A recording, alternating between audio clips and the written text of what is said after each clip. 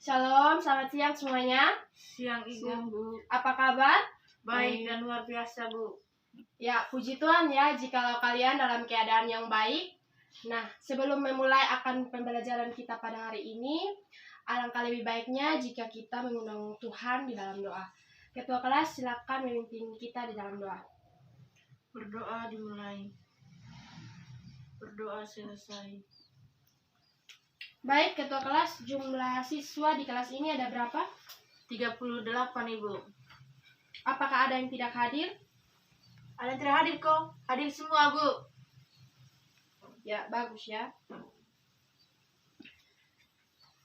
Baik adik-adik, hari ini kita akan belajar materi dengan topik penyusunan siklus akuntansi pada perusahaan jasa. Nah, sebelum itu Ibu mau bertanya, berbicara mengenai perusahaan jasa, apakah hotel dapat dikatakan sebagai perusahaan jasa? Iya, Bu. Iya, Bu. Ya, benar sekali ya. Hotel itu dapat dikatakan sebagai perusahaan jasa.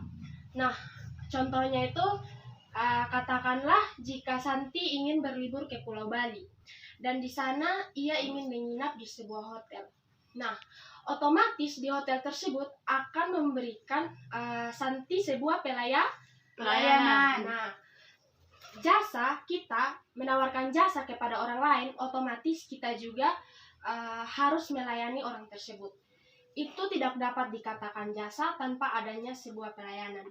Ya, seperti itu ya. Dalam melakukan kegiatan operasional, hotel akan mencatat segala transaksi yang terjadi di hotel tersebut. Nah, transaksi tersebut adik-adik itu disebut sebagai bukti transaksi, pencatatan bukti transaksi. Nah, bukti transaksi ini itu akan dijadikan data oleh hotel tersebut. Data untuk mengetahui posisi keuangan hotel tersebut dalam 1 tahun berjalan. Apakah hotel tersebut mengalami laba atau mengalami rugi? Nah, kira-kira seperti itu ya. Berikutnya kita masuk pada materi siklus akuntansi perusahaan jasa. Itu memiliki 3 tahap ya, yaitu tahap pencatatan, tahap pengiktisaran, dan tahap pelaporan.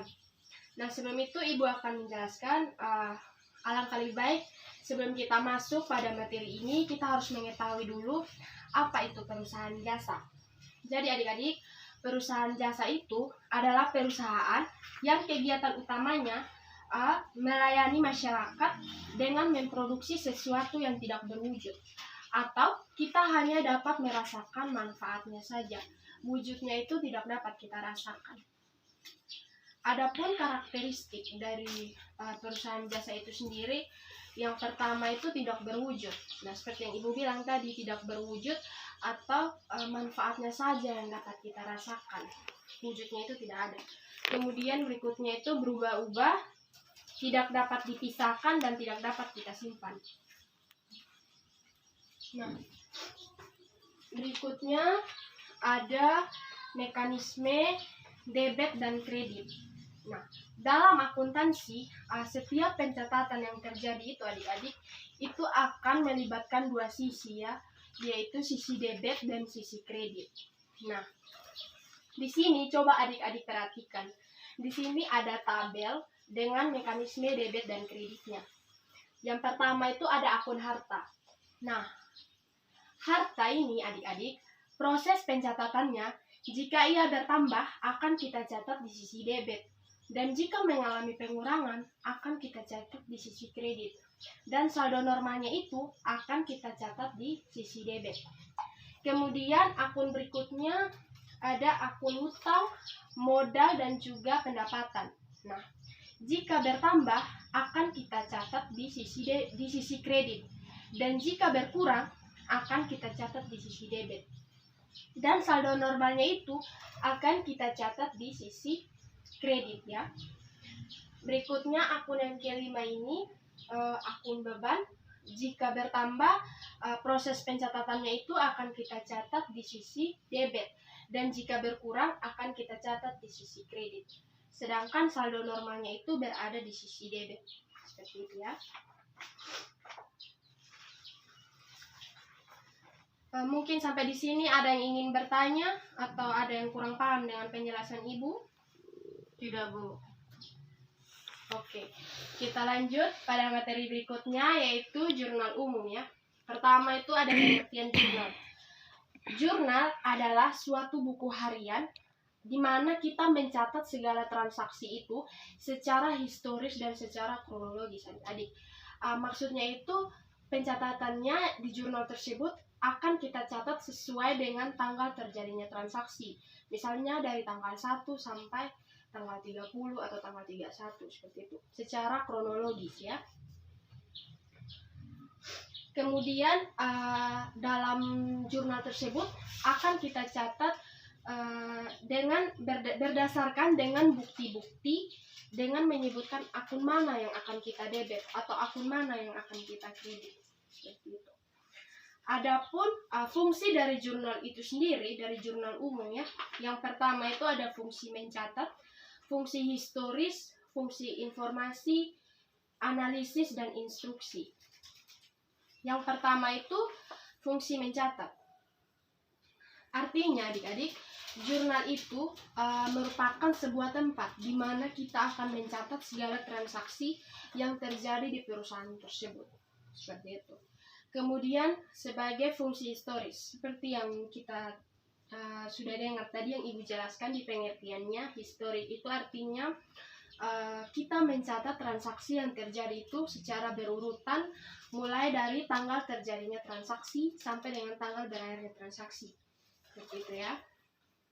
Kemudian sebagai fungsi informasi, di situ kita memberikan informasi tentang peristiwa apa yang terjadi di perusahaan tersebut.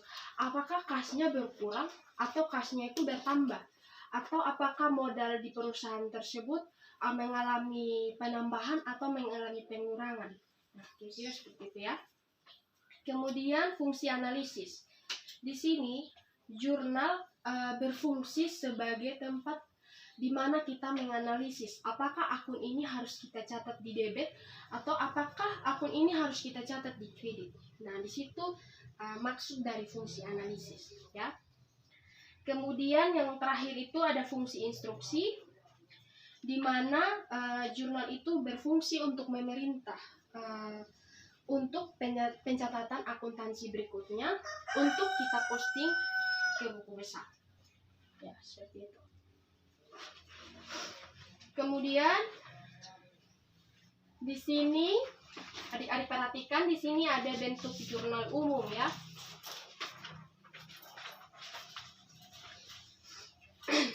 Pada kolom pertama adik-adik, di situ kita isi dengan tahun terjadinya transaksi. Kemudian di kolom kedua akan kita isi dengan tanggal terjadinya transaksi. Berikutnya di kolom ketiga itu ada nomor bukti.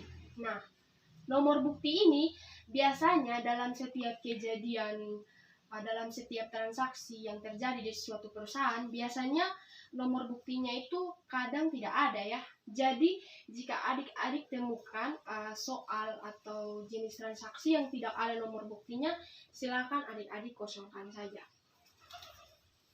Kemudian di kolom keempat ini ada akun atau keterangan. Nah, akun yang notabene itu kita catat di debit, itu adik-adik akan kita catat di sebelah kiri ya, di sebelah kiri. Sedangkan akun yang akan kita catat di kredit itu kita catat agak menjorok ke kanan, ya, seperti itu. Kemudian yang di kolom kelima ini ada referensi, itu kita kosongkan saja ya, karena itu akan kita isi pada saat kita melakukan pemostingan ke buku besar. Kemudian ada ini kolom debit dan kolom kredit. Nah, silakan adik-adik menganalisis akun mana yang harus kita letakkan di kolom debit dan akun mana yang akan kita letakkan di kolom kredit, seperti itu. Demikian penjelasan Ibu. Mungkin ada yang ingin bertanya atau kurang mengerti dengan penjelasan Ibu? Atau ada yang kurang paham? Sudah, Ibu. Oke. Berikutnya Ibu akan memberikan soal kepada kalian. Ibu akan memberikan contoh soal terlebih dahulu ya. Ibu akan membacakan soalnya. Silakan kalian tulis ya, karena sebentar Ibu akan bertanya dan kalian akan menganalisis bukti transaksi ini. Pada bulan Juli 2020, Tuan Hadi Motor mendirikan usaha bengkel sepeda motor dengan nama Hadi Motor. Transaksi keuangan yang terjadi selama bulan Juli 2020 itu yang pertama tanggal 1, Tuan Hadi menyetorkan uang tunai seharga Rp8.500.000. Perlengkapan seharga Rp3.250.000. Kemudian peralatan seharga Rp6.250.000 dan sepeda motor seharga Rp20.750.000 sebagai modal usaha. Nah, di sini kita akan menganalisis bukti transaksi ini ya adik-adik yang terjadi pada tanggal 1. Nah, menurut kalian di situ kan Tuan Hadi menyetorkan uang tunai. Berarti apa yang bertambah adik-adik? Kas ya. Kas di sini kita isi seharga Rp8.500.000. Proses pencatatannya di debit atau di kredit? Di debit. Kenapa di debit? Karena bertambah. Ya, benar ya. Karena mengalami penambahan, jadi akan kita catat di sisi debit. Oke. Berikutnya, perlengkapan seharga Rp3.250.000. Nah, ini kan sebagai setoran modal. Berarti perlengkapannya itu bertambah atau berkurang adik-adik? Bertambah ya, benar ya. Pencatatannya di debit atau di kredit? Di debit. Ya. Kenapa di debit? Karena itu tergolong akun harta. Kas itu perlengkapan itu termasuk dalam aset.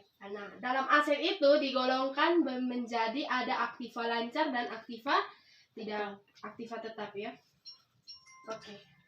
Kemudian ada peralatan. Peralatan itu seharga Rp6.250.000. Itu kita catat di mana adik-adik? Di debit. Ya, di debit ya. Benar sekali. Dan sepeda motor seharga Rp20.750.000. Kita catat di sisi mana? Debit. Ya, benar ya. Kemudian itu semua merupakan setoran modal dalam dalam perusahaan Hadi Motor itu merupakan setoran modal. Jadi di sisi kreditnya itu kita isi apa? Modal. Ini kan merupakan setoran modal. Jadi modalnya itu akan kita catat di sisi kredit. Nah, jumlah kreditnya itu berapa? Silakan kalian hitung.